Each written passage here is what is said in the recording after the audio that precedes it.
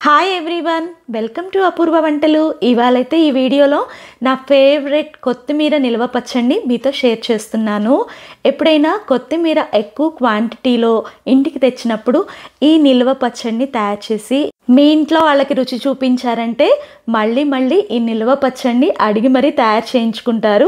ఈసారి పచ్చడి కోసమే కొత్తిమీర తెచ్చుకుంటారండి. అంత రుచికరంగా ఉంటుంది. ఫ్రిడ్జ్లో పెట్టుకుంటే 6 నెలలు, బయట పెట్టుకుంటే 3 నెలలు పర్ఫెక్ట్గా ఈ పచ్చడి నిల్వ ఉంటుంది. వీడియోని ఎక్కడ స్కిప్ చేయకుండా చూస్తే మీరు కూడా పర్ఫెక్ట్గా కొత్తిమీర నిల్వ పచ్చడిని ఇట్టే ప్రిపేర్ చేస్తారు. దీన్ని తయారు చేసుకోవడానికి ముందుగా ఒక 2 పెద్ద సైజు కొత్తిమీర కట్టల్ని తీసుకున్నానండి. పెద్ద సైజు అంటే ఇవి చాలా పెద్ద సైజు అండి. అదే చిన్న కట్టలు అయితే 10 కట్టల వరకు పడతాయండి. ఫ్రెష్గా తెచ్చుకున్న కొత్తిమీరతో ఈ పచ్చడి చేయండి. ఫ్రిడ్జ్లో పెట్టిన దాంతో మాత్రం చేయొద్దు. దీన్నైతే నేను శుభ్రంగా ఒలిచి పెట్టుకున్నాను. ఇలా చిల్లులో ఉన్న బుట్ట తీసుకోండి. ఇలా జల్లె బుట్టలో కొత్తిమీర కడిగి వేయటం వల్ల నీళ్ళన్నీ కూడా బాగా ఒడుస్తాయండి. అందుకని అలాగే కొత్తిమీరని అంతా కూడా ఒకేసారి కడగకుండా కొంచెంగా చూపించినట్టుగా తీసుకొని ఒకసారి ట్యాప్ కింద శుభ్రంగా కడిగేసేసేయండి. మట్టి పోయింది అని అనుకున్న తర్వాత మాత్రమే ఈ జల్లె బుట్టలోకి దాన్ని ట్రాన్స్ఫర్ చేసుకోండి. దీనివల్ల ఏంటంటే కొత్తిమీరకి అసలు మట్టి ఉండదు. అలాగే ఎక్కువ నీళ్లు కూడా కొత్తిమీరకి ఉండకుండా ఈ పచ్చడి అనేది ఎక్కువ రోజులు నిల్వ ఉంటుంది. ఇప్పుడు జల్లెబుట్లో వేసి కాసేపు దీన్ని పక్కన పెట్టేసేయండి. తర్వాత దీన్ని ఒక శుభ్రమైన కాటన్ క్లాత్ మీద వీడియోలో చూపించిన విధంగా చక్కగా ఇలంబరంగా అంటే విడివిడిగా పరుచుకున్నారంటే కొత్తిమీర ఆరుతుంది. ఒక గంట పాటు ఫ్యాన్ కింద దాన్ని ఆరబెట్టుకోండి. ఎండలో మాత్రం పెట్టొద్దండి. అలాగే పెద్ద నిమ్మకాయ సైజ్ అంత చింతపండు తీసుకొని హాట్ వాటర్ వేసేసి 15 నిమిషాల పాటు దీన్ని పక్కన పెట్టేసామంటే చింతపండు గుజ్జు అనేది తొందరగా వస్తుంది. ఇప్పుడు ఈ పచ్చడి తయారీ కోసం ఒక బాండిని స్టవ్ మీద పెట్టి టేబుల్ స్పూన్ వరకు మెంతులు వేసేసి మెంతులని స్లో ఫ్లేమ్లో బాగా ఎర్రగా అయ్యే వరకు వేపుకోండి. అలాగే దీనిలో 2 టేబుల్ స్పూన్ల వరకు ఆవాలు వేసి ఒక్కసారి అంతా బాగా కలిసే విధంగా మిక్స్ చేసుకొని ఆవాలు స్లో ఫ్లేమ్లో మంచి సువాసన వచ్చి చిటపటలాడే వరకు కూడా దీన్ని వేపుకోండి. చూడండి, ఇలా స్ప్లిట్ అవ్వాలి. స్ప్లిట్ అయినాయి అంటే ఆవాలు పర్ఫెక్ట్గా లోపల నుంచి వేగినట్టే. అన్నీ చల్లార్చుకొని మిక్సీ జార్లోకి తీసుకోండి. దీన్ని ఫైన్ పౌడర్ లాగా మిక్సీ పట్టుకోవడమే. ఈ పొడి వల్లే కొత్తిమీర పచ్చడికి చాలా టేస్ట్ వస్తుంది. కొత్తిమీర అయితే ఆల్మోస్ట్ ఆరిపోయిందండి. కొంచెం ఎండగా ఉండటం వల్ల ఇవాళ త్వరగా ఆరింది. అదే ఎండ తక్కువ ఉందనుకోండి 1 నుంచి 1.5 గంట వరకు ఆరిపెట్టుకోండి. అలా ఆరిన కొత్తిమీరని 4 భాగాలుగా కట్ చేసుకోండి. కట్ చేసుకున్న కొత్తిమీరని కొలుచుకుందాము. ఒక గిన్నె తీసుకొని దానిలోకి కొత్తిమీరని వేసేసుకుందాము. కొత్తిమీరని గిన్నెలోకి వేసేటప్పుడు జస్ట్ పైన అలా వేయాలండి. దాన్ని ప్రెస్ చేస్తూ వేయకూడదు. అలా వేయటం వల్ల మనకి పర్ఫెక్ట్ కొలత రాదు. చూడండి, మొత్తం ఈ కొత్తిమీర అయితే నాకు 3 కప్పుల వరకు వచ్చింది. మీరు ఏ కప్పుతో తీసుకుంటే ఆ కప్పుతోనే మిగతా మెజర్మెంట్స్ కొలుచుకోవచ్చు. దీన్నైతే పక్కన పెట్టేసేద్దాము. నేను ఈ కొత్తిమీర నిల్వ పచ్చడి కోసం పల్లీల నూనె తీసుకున్నా. అంటే వేరుశనగ గుళ్ళతో తయారు చేసిన నూనె అయితే ఈ పచ్చడికి బాగుంటుందండి. ఒకవేళ అది లేకపోతే నువ్వుల నూనెైనా వాడుకోవచ్చు. ఇప్పుడు ఒక బాండీని స్టవ్ మీద పెట్టేసి 3/4 కప్పు వరకు వేరుశనగ గుళ్ళ నూనె తీసుకున్నాను కదా, దాన్ని సగం మాత్రమే దీంట్లోకి వేసుకోండి. మిగతా సగం పక్కన పెట్టుకోండి. దీనిలో కొత్తిమీరని వేసేసేయండి. మొత్తం వేయొద్దండి.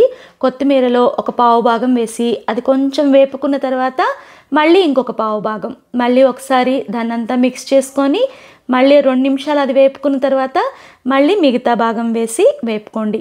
ఇలా వేపుకోవడం వల్ల ఏంటంటే అడుగు భాగం కొంచెం వేగుతుంది, మళ్ళీ వేసింది కొంచెం వేగుతుంది, మిగతాది కూడా వేసిన తర్వాత ఇలా పూర్తిగా కలర్ మారి డ్రై అయ్యే వరకు వేపుకొని దీన్ని పూర్తిగా చల్లారి పెట్టుకోండి. హడావుడు ఏం లేదండి, మీడియం ఫ్లేమ్లో చక్కగా వేపుకోండి.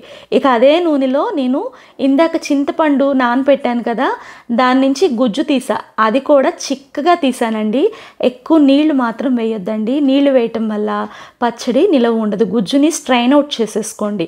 అలా వడకట్టుకున్న చింతపండు రసాన్ని ఇందాకటి నూనెలో వేసేసేయండి. అలాగే దీనిలో 2 టేబుల్ స్పూన్ల వరకు క్రిస్టల్ సాల్ట్ని వేసేసి అంతా ఒకసారి మిక్స్ చేసుకొని ఈ చింతపండు గుజ్జు అనేది దగ్గరికి పడే వరకు కూడా మీడియం ఫ్లేమ్లో ఒక 5 నుంచి 10 నిమిషాల వరకు దీన్ని ఉడికించుకోండి. మీకు అర్థమైపోతుంది ఇది చక్కగా దగ్గర పడిన తర్వాత ఇలా నూనె విడుస్తుంది. అలాగే చూడండి కలర్ కూడా చేంజ్ అయ్యింది, వాటర్ కూడా బాగా తగ్గింది. ఇలా ఉంటే ఏంటంటే మనకి నిల్వ పచ్చడి అనేది ఎక్కువ రోజులు నిల్వ ఉంటుంది. అది పక్కన పెట్టేసుకొని ఇంకొక బాండి తీసుకొని దానిలో మిగిలిన నూనె వేసుకుందాము. ఇదేంటంటే పోపు కోసం టేబుల్ స్పూన్ ఆవాలు వేసి ఆవాలు కొంచెం చిటపట్లాడుతున్నప్పుడు 1 టేబుల్ స్పూన్ పచ్చెనగపప్పు అలాగే టేబుల్ స్పూన్ వరకు మినపగుళ్ళు దీంట్లో వేసేసేయండి. పోపు అయితే స్లో ఫ్లేమ్లో మంచి ఎర్రగా మంచి సువాసన వచ్చే వరకు కూడా వేపుకున్న తర్వాత 1/2 టేబుల్ స్పూన్ వరకు జీలకర్ర వేయండి. అలాగే ఒలిచి పెట్టుకున్న వెల్లుల్లి రెమ్మల్ని ఒక 20 వరకు వేశాను. వెల్లుల్లి రెమ్మలు అనేవి కొంచెం కలర్ మారుతున్నప్పుడు 5 ఎండుమిరపకాయల్ని ఉన్నపలంగా వేసేసి 2 రెమ్మల వరకు ఫ్రెష్ కరివేపాకు కూడా వేసేసి వెల్లుల్లి కలర్ మారే వరకు దీన్ని స్లో ఫ్లేమ్లో వేపుకోండి. దీనిలో లాస్ట్గా 1/4 టేబుల్ స్పూన్ వరకు పసుపు వేసేసి ఒక్కసారి మిక్స్ చేసుకోండి. పసుపు వేయటం వల్ల పచ్చడి టేస్ట్ చాలా బాగుంటుంది. అలాగే 1/4 టేబుల్ స్పూన్ వరకు ఇంగువను కూడా వేయండి. ఇంక స్టవ్ ఆఫ్ చేసేసి పోపుని పూర్తిగా చల్లారి పెట్టుకోండి. వేపి చల్లారి పెట్టుకున్న కొత్తిమీరని ఒక మిక్సీ జార్లోకి తీసుకోండి. మిక్సీ జార్ని కూడా శుభ్రంగా తుడిచి ఎండలో కాసేపు ఆరబెట్టుకుంటే ఈ పచ్చడి ఎక్కువ రోజులు నిలువ ఉంటుందండి. ఉడికించుకున్న చింతపండు గుజ్జుని కూడా దీనిలో వేసేసేయండి. ముందైతే దీన్ని ఒకసారి మిక్సీ పట్టుకోండి. మిక్సీ పట్టుకున్న దాంట్లో వేపిన ఆవాలు అలాగే మెంతుల పొడిని కూడా వేయండి. దీనిలో కారానికి నేను గొడ్డుగారాన్ని వాడుతున్నానండి. అంటే పచ్చళ్ళకి వాడతాం కదా ఆ కారాన్ని. 2 టేబుల్ స్పూన్ల నిండుగా కారాన్ని వేసేసాను. కారం అనేది మీ రుచికి తగ్గట్టు అడ్జస్ట్ చేసుకొని వేసుకోవచ్చు. ఈ కారం బాగా ఘాటు ఉంది కాబట్టి 2 టేబుల్ స్పూన్లు సరిపోతుంది. ఇప్పుడు దీన్నంతా కూడా ఫైన్గా మిక్సీ పట్టేసుకోండి. చూడండి అలా మిక్సీ పట్టుకున్న దాన్ని ఒక గిన్నెలోకి తీసేసుకోవాలి. చల్లారి పెట్టుకున్న పోపుని నూనెతో సహా ఈ పచ్చడిలో వేసేసేయండి. ఈ పోపు అంతా కూడా పచ్చడిలో బాగా కలిసే విధంగా స్పూన్తో మిక్స్ చేసుకోండి. మీకు నూనె ఎక్కువైంది అని అనిపించవచ్చు, కానీ నూనె బాగా ఉంటేనే ఈ పచ్చడి నిలవ ఉంటుందండి. నూనె కాదండి, ఉప్పు కారాలు పులుపు కూడా పర్ఫెక్ట్గా వేస్తేనే ఈ పచ్చడి రుచికరంగా ఉండడంతో పాటు 6 నెలల వరకు పర్ఫెక్ట్గా నిల్వ ఉంటుంది. ఇప్పుడు ఇలా రెడీ చేసుకున్న గిన్నె మీద మూత పెట్టేసేసి దీన్ని 2 రోజుల పాటు వదిలేసేయండి. ఈ గిన్నెని వంటగదిలోనే కొంచెం గాలి ఆడే ప్రదేశంలో పక్కన పెట్టుకోండి. మీకు 3వ రోజు పొద్దున పూట ఈ పచ్చడిని చూపిస్తున్నాను.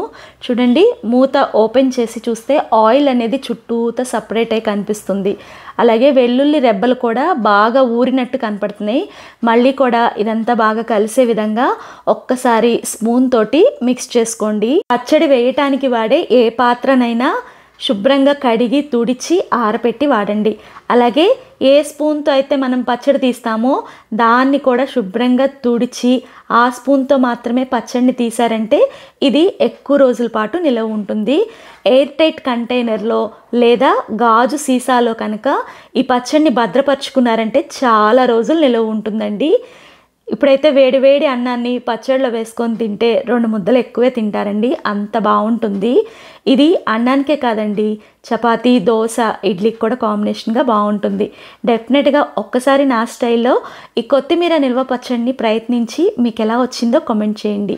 అలాగే వీడియో నచ్చితే లైక్ చేయండి, మీ ఫ్రెండ్స్కి రిలేటివ్స్కి షేర్ చేయండి. ఫస్ట్ టైం మన వీడియోస్ చూస్తుంటే ఇలాంటి మంచి మంచి వంటకాల కోసం మన అపూర్వ వంటలు ఛానల్ని సబ్స్క్రైబ్ చేసుకోండి.